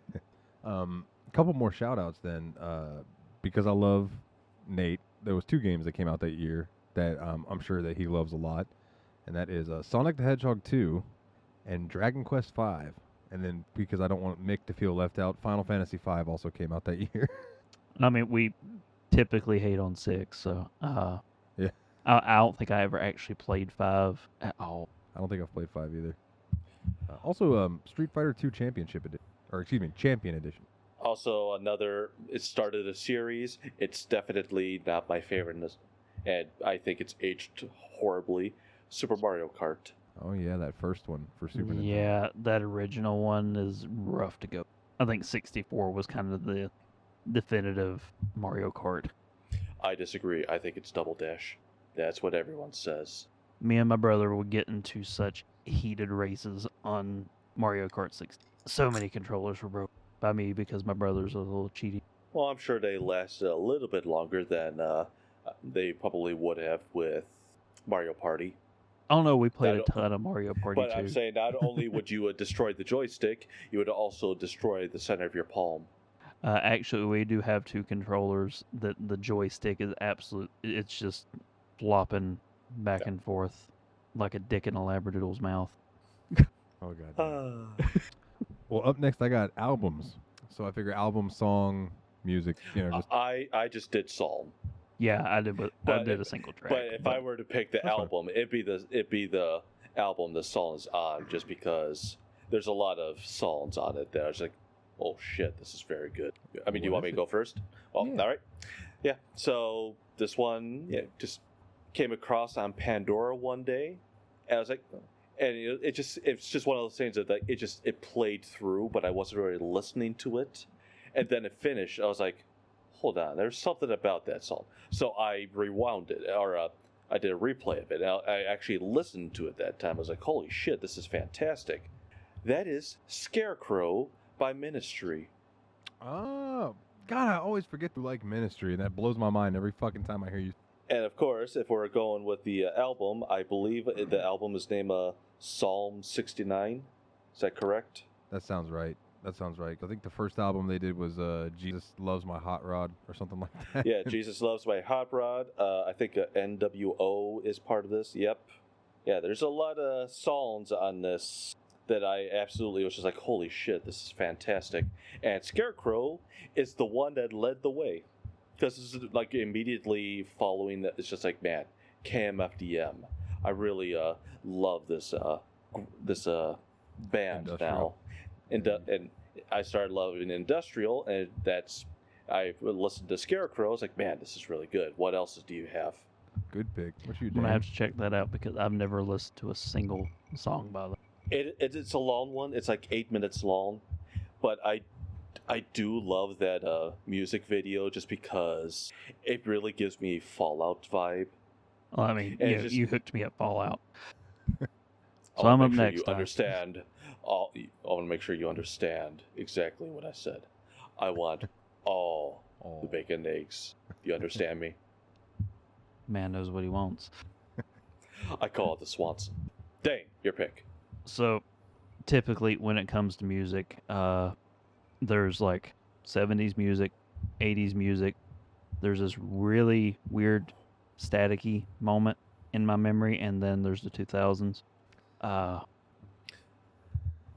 I don't really listen to much that I know for a fact came out in the 90s, but so I went to the top 100 just to browse, like, okay, like what sort of things am I looking at? And a track popped out, and I'm like, oh, I don't need to look any further. I don't need an honorable mention because this song just wins, and it's all we need to really worry about. And that is Sir Mix-a-Lot's classic "Baby Got Back." I like big butts and I cannot. Maybe that's why I like big booties. I was born in the year of the booty. There you go. I do know one fun fact. He thought that the song was going to piss people off when he released it because, we are traditionally a breast-loving society. That and wasn't the whole song talking shit about the magazine Cosmo? Yeah, skinny bitches. Yeah. Cosmo ain't got nothing on my selects. 36, 24, 36. Oh, hot damn. I do think that my favorite version of that song will probably forever be Jonathan Colton's acoustic cover, which is just so surreal to listen to. It's like I don't remember who it was because it was just a YouTuber. There's this guy, but I remember watching it, and he's just like in an open mic night, and he goes sit in his acoustic, and he starts playing this really beautiful melody, and he just leans up to the microphone and goes, 3, 3, 6, 9, damn girl fine, come and sock it to me one more time, get low, get low. He's doing Lil Jon, and I was like, what in the fuck? It was so pretty what he was playing. It was When I was in high school, our favorite one was Dynamite Hack's cover of Boys in the Hood. Oh, yeah. Because the boys in the... Started talking shit. Wouldn't you know? I reached back like a pimp and I slapped a hoe. And the father stood up and started to shout. But threw a right hook, knocked his old ass out. But yeah, our daily tradition was while everybody else rushed to get out of the parking lot, instead of sitting there and wasting all of our gas in traffic, we would just sit on the back of my buddy Chris's little Mitsubishi with his stereo system cranked up to the max, serenading everyone with Boys in the Hood. But yeah, no honorable mentions. Baby Got Back all the way for the win. Mic drop. So I've got a couple that are honorable mentions, and then I've got the album that my honorable mentions are going to go out to Megadeth, Countdown to Extinction, that came out in 92. Pantera, Vulgar Display of Power, came out in 92, which features like Walk, Fucking Hostile, that stuff. Rage Against the Machine's album, Rage Against the Machine, also came out in 92. Dr. Dre's The Chronic came out in 1992. So you're talking like everybody hearing that Dre and 1, 2, 3 into the 4. Snoop Doggy Dogg and Dr. Dre is at your dope. Like, The Chronic has so many bangers on it, and yeah, a great album, right? You look like you want to say something, Dane, or maybe you're just listening very intently. I don't know why. It just seems that just feels so early for Dre and Snoop. Right? It feels like it should be like 94, 95, like The Chronic. Yeah. 92. Wow. But my choice for the best album of 1992 is a rock album. It's a grunge album. It's got classics on it like Godsmack, Rooster, Them Bones, and Down in a Hole. The album is Dirt, and the band is the almighty Alice in Chains. What a fucking album, dude. Okay, I do like some Alice in Chains. So I I will grant that is one good thing to come out of the 90s. I'm trying to my two think. I know I've listened to Alice in Chains. I'm trying to think. I've listened to Rooster, Them Did you- Bones. I was gonna say you've heard them bones if you played San Andreas. Or Did I Guitar listen Hero. to Angry Chair?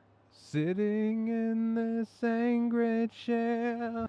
Dun, dun, dun. You might be Down in a Hole. You probably know. Down in a hole, and I don't know if I. What a good fucking song about his crippling heroin addiction. Yeah, a lot more uplifting than when Nikki Sixx did the Heroin Diaries. Oh my god. That one song, Life is Beautiful. It was 6 a.m. That was like his Yes. refresher after he had gotten off heroin and stuff. Angry Chair is my favorite song by them. It's a good fucking song, dude. Alice in Chains just fucking rules. I have two am favorite. shocked. I'm sorry to cut you off. No, but please, go ahead. I'm just double checking to make sure you didn't go with Typo Negative. What album came out? Oh, was it Slow, Deep, and Hard? The origin of Oh, feces. the origin of feces. Feces, yeah. So, okay, fun story about that album. So it's a play on words. The origin of species, right? But the origin of feces, which feces is shit. So what they did with that album, that was supposed to be a live album. They spent all of the money they got from the record company on booze and cocaine. And they put together a fake live album with crowd noise piped into it. With sounds like they're playing in a bar and the crowd boos them. And shit after every song. And the name The Origin of Feces is because they took, and there's still copies of this, but it's obviously been changed. The original cover of the album was a very, very up-close picture of Peter Steele's asshole. Damn. And they colored it weird. And that was The Origin of Feces. That's the kind of humor. Yeah, Jeff just looked it up. Looked him right in the eye. Looked him right in the eye. The brown eye. And Well, it's like, another one I'm shocked you didn't, or you may have mentioned him, maybe White Zombie. oh, okay. I'm less Uh, familiar with a lot of the White Zombie stuff, but I do Well, enjoy them. the only one I recognize on that list is Black Sunshine. Okay. Thunder Kiss, what in that year? Thunder Kiss I- 65? Yeah, Thunder Kiss Well, is the only White Zombie song that I know really good. Yeah. Murphy, little did the hot hit me gone bay up. It's like, Rob Zombie's been singing nonsense his entire career, and people just let him get away with it. Well, I mean, that was basically the grunge movement. Was everybody sings like they're literally a jackass. You got Pearl There's also Jam. the AC/DC There's also Hee-haw. there's the AC/DC live album. Uh, So I'm sorry, your pick was Alice in Chains. Alice in Chains, dirt, yeah. I think I have Good two pick. favorite bands from the 90s. I think if I were to, like, put it down to brass tacks, and it would be three favorite bands, actually. Typo Negative, Alice in Chains, and The Offspring. Like, love them to death. Also really like Green Day. There's a certain song. Okay, real quick. This is just a little side tangent. The weirdest named songs by Rob Zombie. Dragula is on this one. That's not a weird one to me, but Shake Your Ass, Smoke Your Grass. Pussy Licker's a fun one. Yeah, Pussy Liquor. Ging Gang Gong Di Dude Gong Di Laga Raga is the name of one. The Ballad of Sleazy Rider. Well, Everybody's Fucking in a UFO. Dead City Radio and the New Gods of Supertown. Yeah, the Rob Zombie's a strain. He just be doing whatever the fuck he wants. And Making Bank. And making fucking Faith No More Angel Dust came out. I also believe Dangerous, Michael Jackson, came out in 1992. It's possible. I'm just currently looking at the heavy metal albums that were released on Wikipedia. Dangerous came out the end of 91. I was close. He toured for it in 90. Oh, White Gold. Lighten up. Not a lot that I am aware of because I still need to look more back into it. But one that I did want to mention at here because I don't have anything else on my list, but except wrestling moment. And there's only one that I could think of, and it was the WWF title had been vacated in 1992. So during the Royal Rumble, the winner of the Royal Rumble would get the WWF title, and Ric Flair won. Of course he did. And that was the first time he ever held the WWF World Championship. That's all I got for...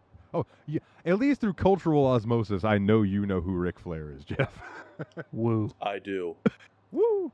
He's the one that goes, "Oh yeah." Yeah, exactly. He's the one. Oh, if in, Nate listens to Bone our show, Saws ready. he's going to be so upset. Ric Flair has a 10-inch penis. Ric Fleur does not have a 10-inch. Oh my God, I still can't believe that is, like you said, Dane, a matter of court record. That Hulk Hogan's penis is 10 inches long, but Terry Bollea's penis is not 10 inches long. What still baffles me is the fact that Big Dick Brandon's penis is canonically larger than Hulk Hogan's. And that's a fact with some cheese on it. He's got that going for him. About 3/4. My good. Oh. Other than that, man, it was me. And that was 1992. Best birth of 92. Dalton. Yeah. I got dibs. Really, the best birth? Maybe top 10. Holler at your mom. Like, hey, was that an easy birth? Like, you had a huge head. Actually, I know the story. I was late, and my mom says that I heard the doctors say that they were going to give her a C-section, and I went, "Oh no, you're not cutting into my mama," and decided to come out because she said that they mentioned a C-section, and within like an hour she was fully dilated and ready to have it. I wonder if that's related to your thing with holes. Maybe. I don't know. Now I'm just thinking of that scene from The Big Lebowski. She's not my lady friend, man. I'm just helping her conceive. I fucking hate the. Man, come on. I had a rough night and I hate the fucking Eagles, man. Get out of my cab. Get out. Get your ass out. Get the fuck out of my cab. Great movie. I need to watch it again. It's been a few months. Actually, I need to watch Caddyshack. Caddyshack was definitely a movie I watched all the time. It's been way too long since I've seen that. I've never seen Cat. I'm going to change that. I have not watched it since I was a kid. I'm going to change that. Now, I have eaten in Caddyshack's, the restaurant owned by the Murray brothers that's near me, but I've never seen the movie. Cracked me up, though, because we had a waitress one time, and all of their little vests that they wear have golf terms on the back, and hers was money shot, and we all just got a giggle. That is unfortunate.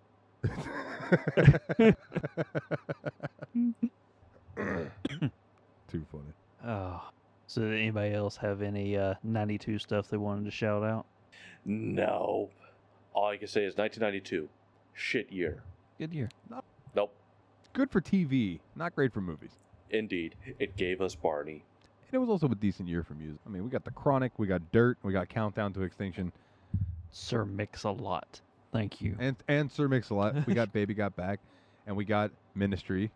We got Typo Negative's Asshole. Yeah, dude. It was a good year for music. And we got Dirt.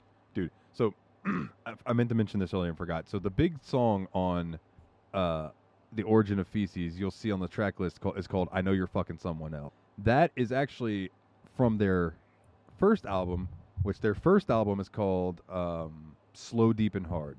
And the song is called The Unsuccessful Coping with the Natural Beauty of Infidelity. That's the name of the song, right? It's a weird-ass song. But he starts singing, and they're doing through this whole thing, and then the song goes into this riff that's like... And then Peter Steele just goes, "Hey, don't think I don't know what you're doing, you stupid twat!" And they go into this song, and the chorus is, "I know you're fucking someone else." And the band goes, "He knows you're fucking someone else. I know you're fucking..." Dude, it is such a good song. It is 15 and a half minutes long, because that's just how they It fucking... sounds like the Rumors album with Fleetwood Mac. Yeah, where they're just singing about each other, talking shit the whole album. Good album, though.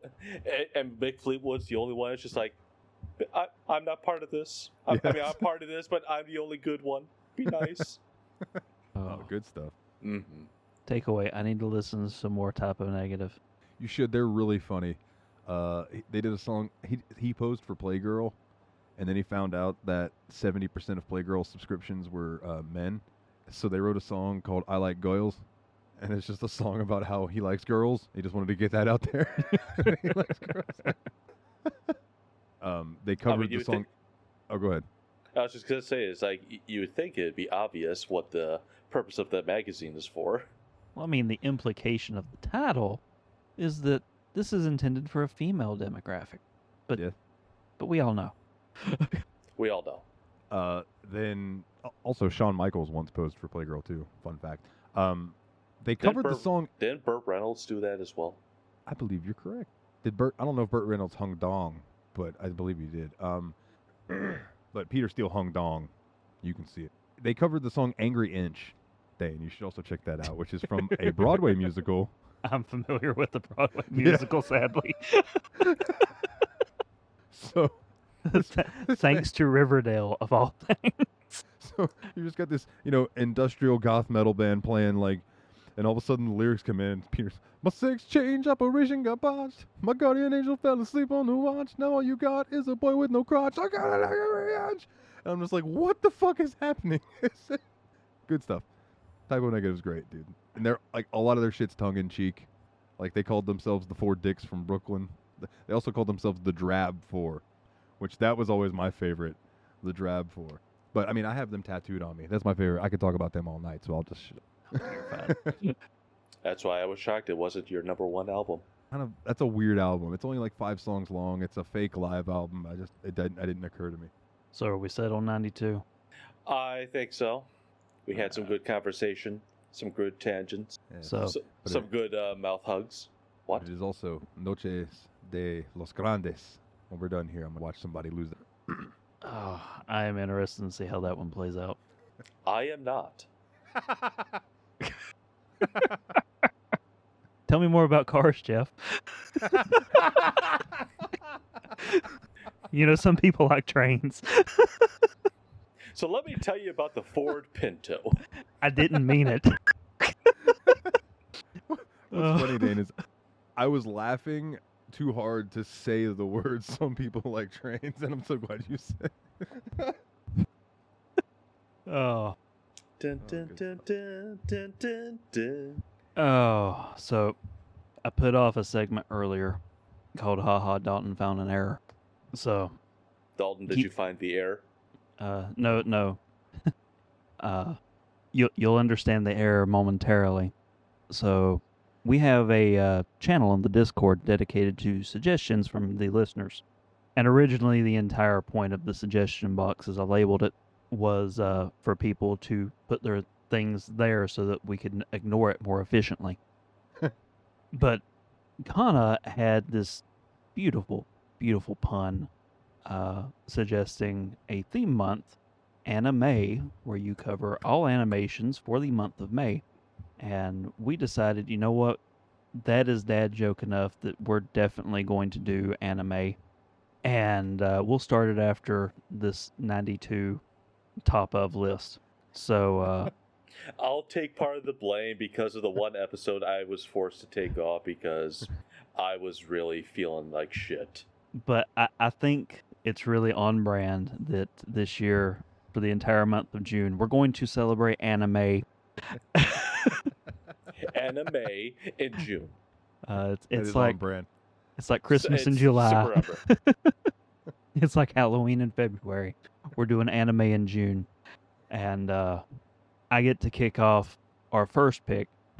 And since we're already doing it on the wrong month, I figured let's go ahead and bend these rules as far as I can without breaking them for our all animation months-long special. And in before haha found an error that's not a cartoon. Yes, it kind of is. Our next episode, gentlemen, to kick off anime is going to be Who Framed Roger Rabbit.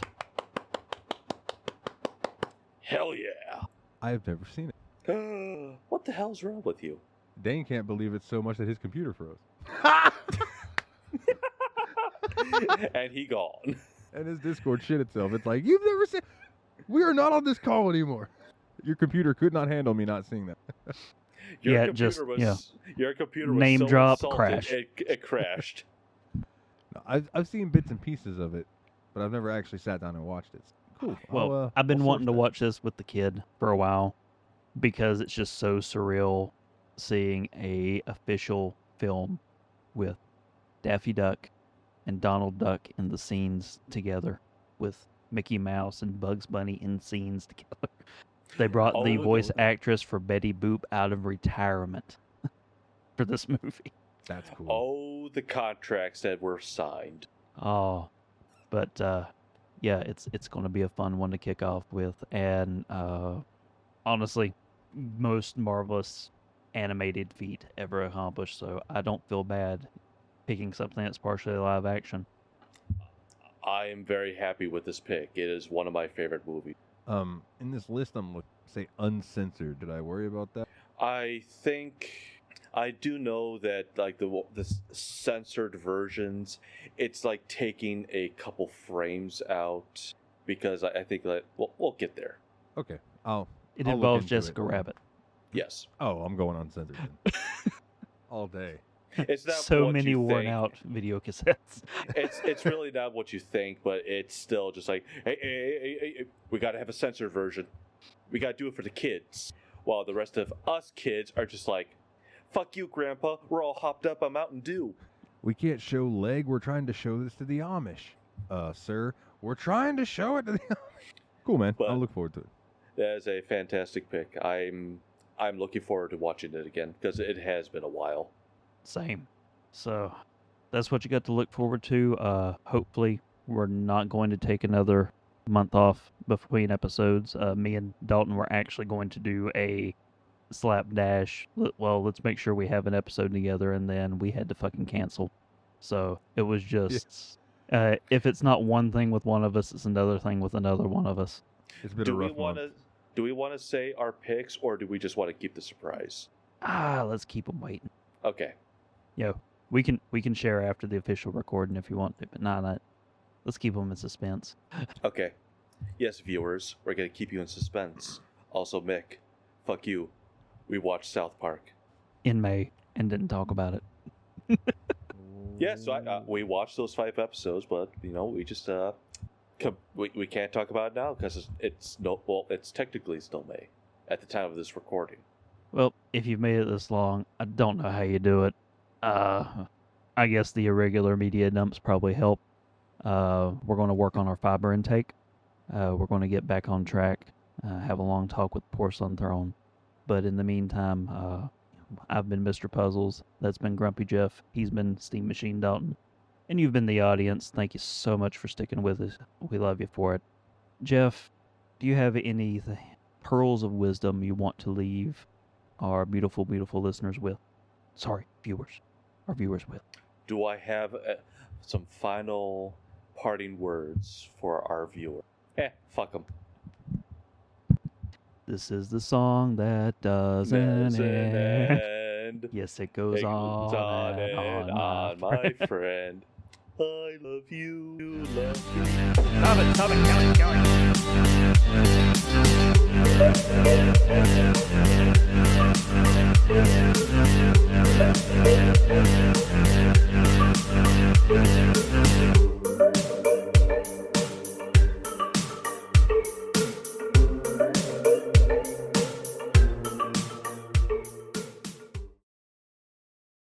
Did y'all?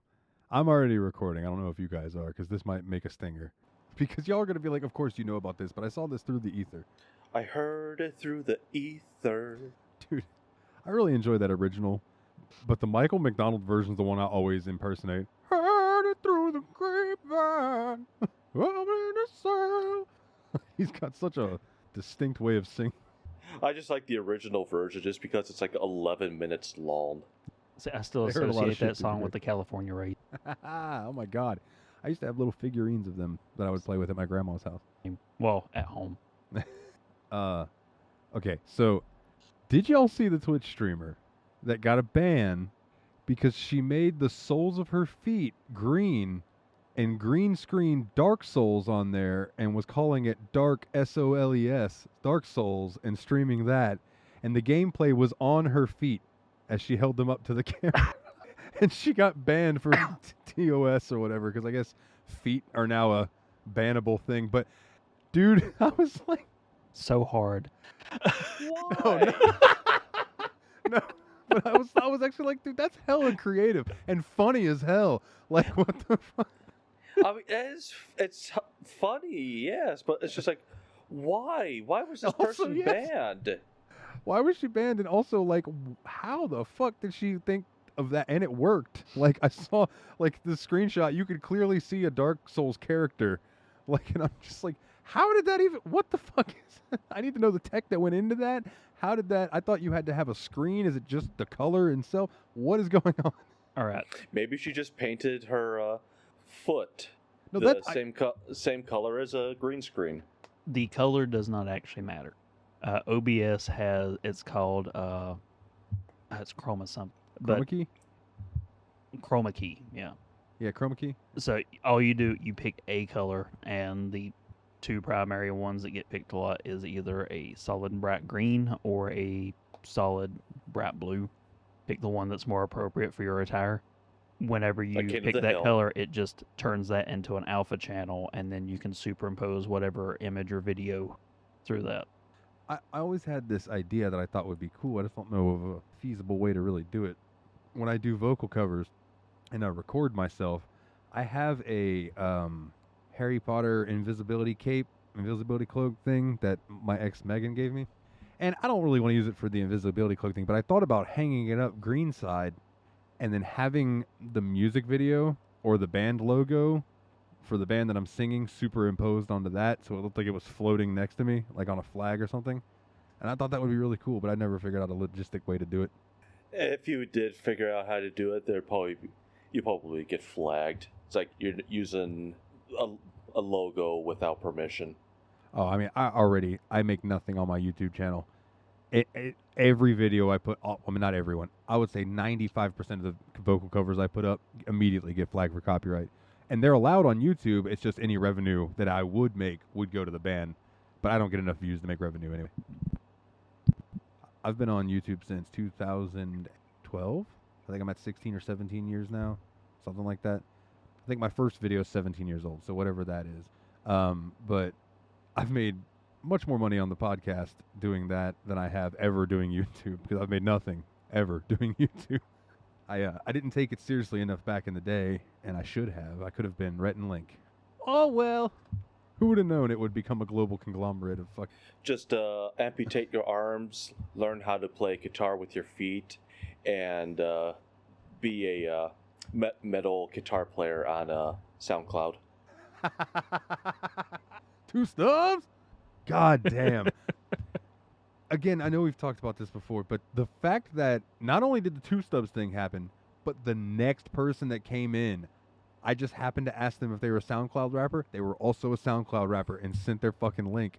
So it was just chef's kiss of beauty. And like, neither of the dudes were bad at rapping. It was decent. But the fact that there were 2 of them in a row, fucking amazing. Like a minute apart from each other. Like as soon as 2 stubs went away, the next guy joined, and it's just like, what the hell? We were trying to play Shell Shock Live, weren't we? Yeah, I was about to ask what game it was, and yeah, that's right. It was the tank game, Shell Shock. Mm-hmm. I hate that I missed that one. Yeah, I wish that you would have happened, been there. I think, right before I started game budding. Well, just have them play it for the podcast. But I don't know if we could recreate the magic of the 2 stubs moment. We could try. Well, no, I'm not saying recreate the 2 stubs moment. I'm just saying create a new memory, and now this time Dane's playing. Shock. Now, Actually, and Brain Mick, and all we used to play. We played this with was it Bubba Drew, Mitch, Nate, Willie, in Tadpog Game Buds. Shift that over to Steam Machine. Who would join us? Fetty, Mick, Adam. well, Adam probably depends on when Well, we did Adam it. but, is a huge caveat. Yeah, he didn't run on freedom time. But yeah, I mean, I could probably rope in a decent amount. I've been wanting to get together like a game night to do something with our Discord. Just like we got a good crew, I think it'd be fun. I do know at some point we need to dive back into Phasmophobia, because there's been so many updates since the last time I played that game. It's wild. And it's you're coming up on your, every 2 years you do a revisit, and this is the second year. Yeah. So as the show stands right now, we're doing Final Fantasy VII. Then it'll be Willie's pick. Then Dark Souls. After Dark Souls, we're gonna do. I don't know if I've actually mentioned this on TSMP, but I'll mention it here. We're gonna do Dog Days of Replays. So me, Mick, and Willie are each going to pick a game from the era that was me and Ryan and redo it with the crew now. And I think that that'll be fun. And that name just kind of came to me because it's going to be, July and August and hot as a motherfucker. I was like, oh, Dog Days of Summer, Dog Days of Replays. Ah, there we go. That'll be fun. It'll allow you to redo Skyrim. Oh, I didn't even think about that. Oh God, yeah, we could. Well, I don't know. I don't know if I could get them to do that. The fuck? Uh-oh, Dane went away. Can y'all still hear me? Yeah, we can hear you. Why did it You turn mentioned off my Bethesda, camera? and his computer went, "Oh, Bethesda crash." You didn't like the fact that it's like Skyrim? No. Yeah, Dane just noped out. I also find it interesting, and this I do believe I brought up on the show when we were recording Jump King, that they're releasing Unreal Engine 6 with Rocket League. Like, that's just wild. Of all games. Of all the games. But Rocket League, I guess, is racing game-esque, and it's always racing games that really show off an engine. Have either of you guys done Rocket Racing, which is, I think, supposed to be the spin-off? No, but I would play a racing game with Rocket League cars. They were... I mean, that's exactly what it is. I think it has all the same, just like this, all the same physics and everything. It's just you're racing. Probably very close to, like Grid or just like Mario Kart. Yeah, I was just thinking like a kart wacky game. racing. You know what they need to bring back nowadays? Twisted Metal. Don't make did. it a fucking live service game and any kind of bullshit like that. Like, make a Twisted Metal game with unlockable character. I don't think this will ever be a thing again, the way that DLCs and characters, and they can monetize it and make money now. But like, playing through Twisted Metal 2 back in the day and then beating it with a character and then unlocked a new character was the best feeling. And same with Tekken, when you played through Tekken and you would unlock a character. Well, no one wants to unlock characters anymore. They don't want to put in the effort. They just rather pay for it in a DLC or whatever. You want to know the prime example of that happened recently? In WWE 2K26, in the Season Pass, they put the characters that you could unlock in the first Season Pass spread out throughout the entire thing. So if you wanted to get everybody, you had to complete the Season Pass. And people bitched and moaned and whined and complained. And in Season 2, all the unlockable characters were in the first fucking thing that you unlock. And I'm like, man, I really enjoyed playing to get to the point where I unlocked, like, Mr. Iguana and Psycho Clown. Like, I liked getting it because it gave me a fucking goal. And now I'm like, oh, I just get them all in the beginning? Okay, well, I guess I'll keep playing to unlock this Cody Rhodes shirt that I'll never put on a fucking character. People don't know what they want. They just want a bitch. It's true.